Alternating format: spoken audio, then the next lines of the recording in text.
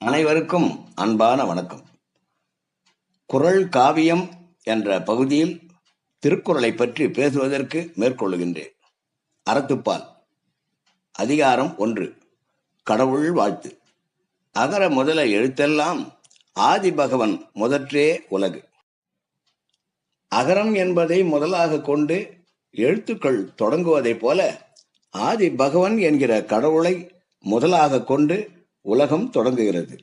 அதாவது எழுத்துக்கள் அனைத்தும் அகரத்தை கொண்டு தொடங்குகிறது என்பதை சொல்லி உலகம் கடவுளை முதலாக கொண்டு தொடங்கி இயங்குகிறது என்று சொல்கிறார் வள்ளுவ பெருந்தகை.